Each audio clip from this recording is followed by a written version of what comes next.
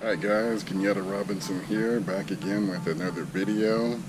Now that we've gotten past Labor Day, a lot of people think that the barbecue season, comes to an end because summer is coming to an end. So actually today is the kickoff of the 2018 NFL season. Actually, I should say today is the first Sunday of the NFL season since they already played a game on Thursday. Unfortunately, my Niners went down to Minnesota, but they played well. They had a lot of fight. I like what I saw. So we're going to be competitive. We're going to be good this year. But anyway, I think now's the perfect time to really get into barbecue because the weather is not too hot outside. It's perfect for barbecuing. So today I'm going to fire up my Lone Star Grill offset smoker. Plan to do a couple of racks of ribs, and I'll also probably put a few chicken breasts on the smoker as well. So stay tuned, I'll show you how it turned out.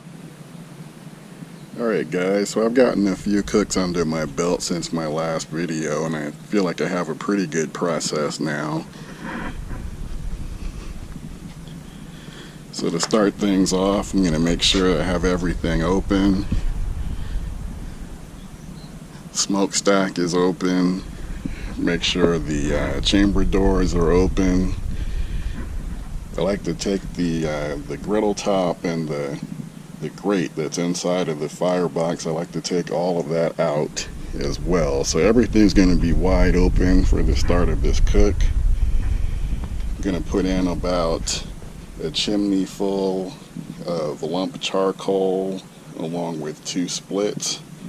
I'll be using some oak wood for this cook, and then I will get a fire started inside of the firebox. I will also fire up the gas log assist to help make sure I get that flame really going. I'll have the ball valve open as well. And I should be, ready to start cooking in about 30 to 45 minutes.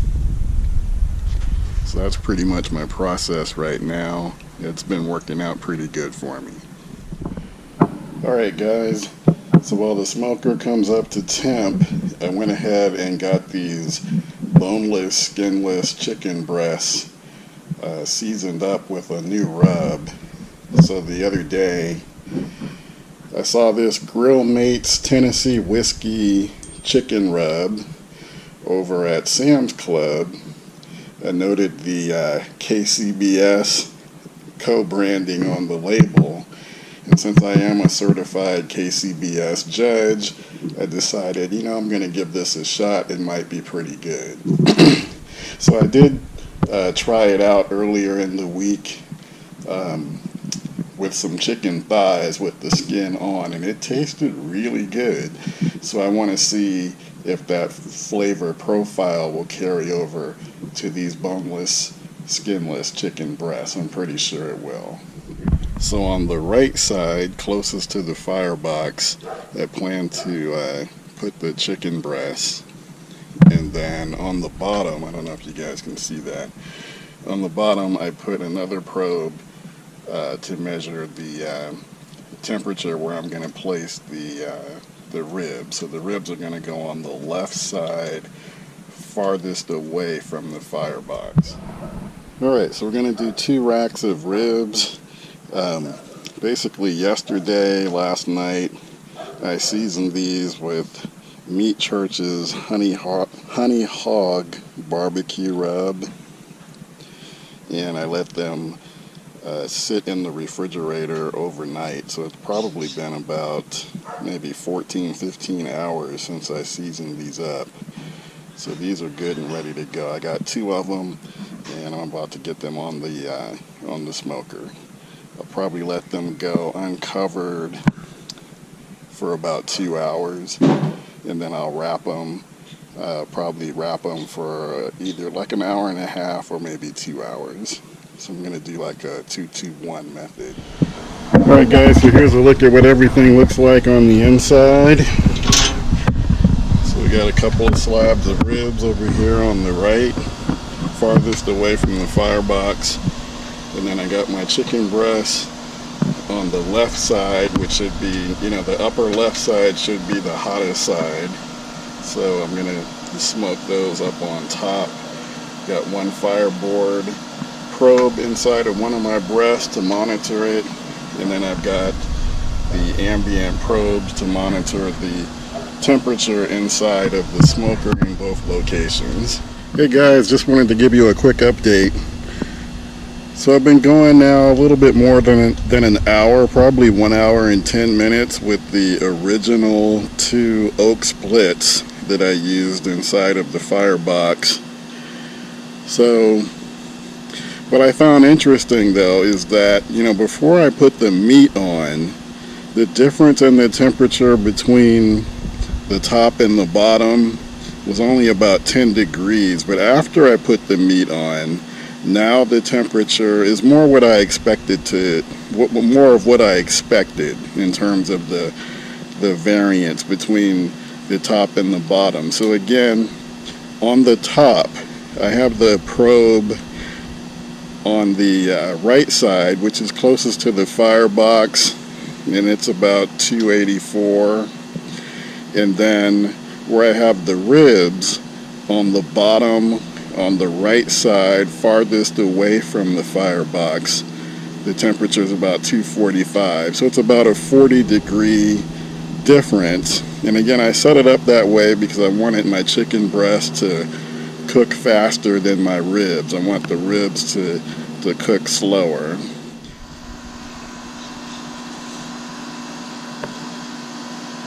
So that one, 169, 167, 161, 156. So the 2 breasts that are closest to the firebox are ready to come off.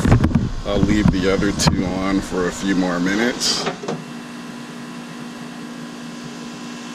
Alright guys, I hope you can hear me over the air conditioner. I just wanted to give you a look at what this chicken breast looks like. Oh yeah, it's very juicy.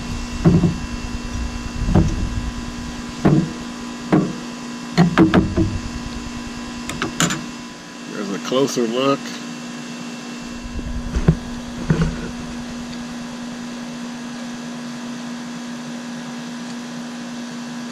It's very good too. That taste did carry over onto the skinless, boneless chicken breast. So I do recommend this rub for sure. So now we've gotten to the 2-hour mark for the ribs. So at this point I'm going to take them off of the smoker, and I'm going to try something a little different.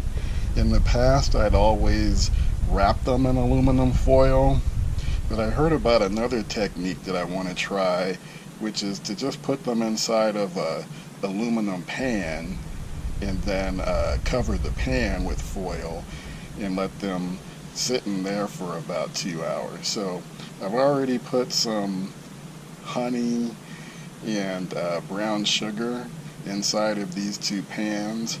When I get the ribs off, I'm going to put them face down, so that the meat side can soak up that sugar and that honey. And I'm going to put a little bit of apple juice inside of each pan. Like I said, cover it with foil and then get it back on the smoker.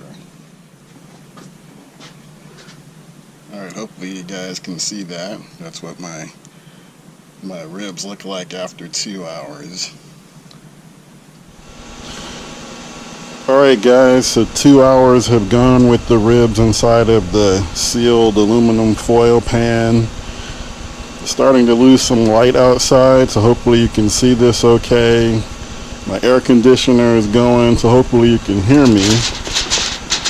So I'm gonna take the ribs out and then put them back on the smoker, naked, uncovered, for the last hour of the cook. I'm gonna sauce them. Probably after about 45 minutes, I'll come back out and put some sauce on them for that last 15 minutes. All right, let's see what we got.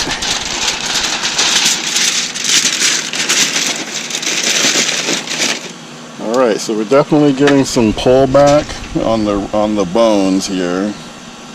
And this is the bone side. And that's the meat side. So these are spare ribs.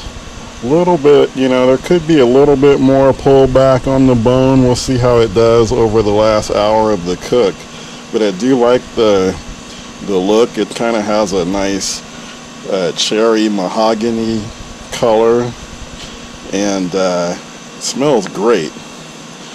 All right, so let me get this back on the smoker.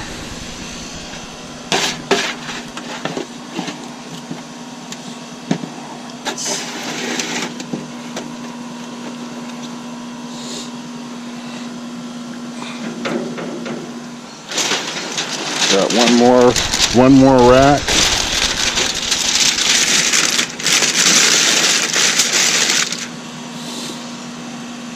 Definitely getting some pullback on this side.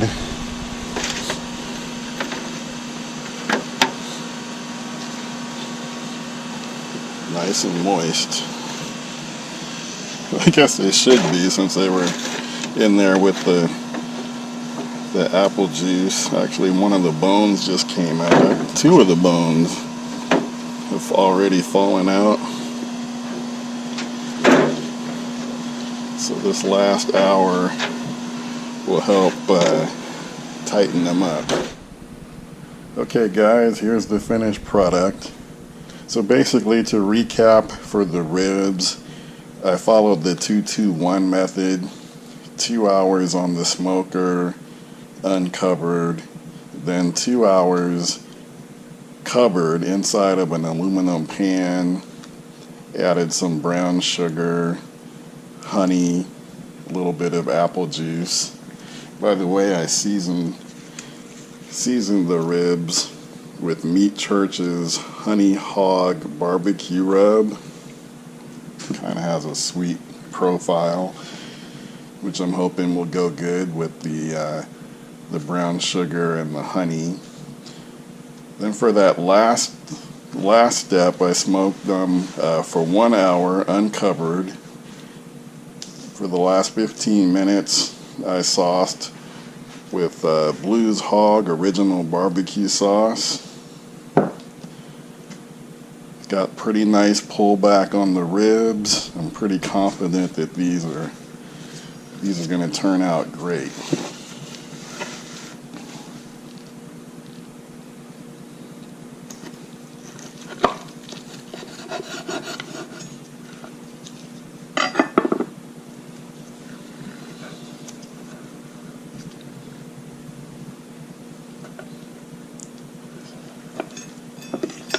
Slice one completely off here so I can try it.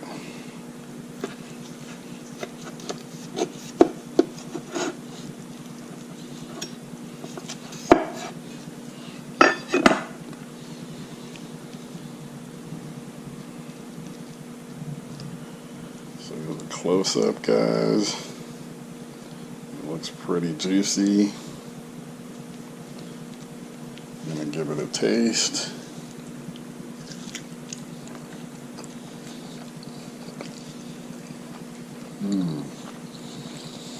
Very nice. I mean, this rub is pretty mild, definitely not very spicy. So this is something that I know that my family will like. My wife and daughter, they're a couple of spicy lightweights, I like to call them.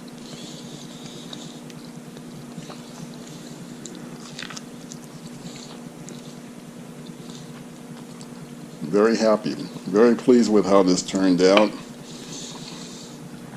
Really getting a good feel for my Lone Star offset stick burner. You know, I've had it now for a few months, and Got a lot of really good feedback from you guys to help me learn how to really get the process started. I feel like I've nailed a process that works well for me, and the results have really been outstanding. I mean, I have to admit the smoke profile on a stick burner is definitely different, more pronounced than on my other cookers like my Kamado Joe, my Weber kettle, my Mac pellet smoker. Definitely happy with the purchase, the foray into stick burning. Constantly learning by watching more experienced guys' videos, like Eric Cantu. He's one that comes to mind. He has a Lone Star offset smoker, and I love watching his videos. So if you get a chance, look for him as well. Alright guys, this is Kenyatta Robinson. I'm going to sign off. Been at this all day, but definitely well worth it. Again, I appreciate all the support. You guys watching my videos, subscribing, leaving me comments, suggestions, tips, positive feedback. Definitely much appreciated. You know, the channel has done much better than I ever expected, and it is something I'm going to try to keep going. So again, please continue to let me know what you guys think, and I'll see you in the next one. Take care.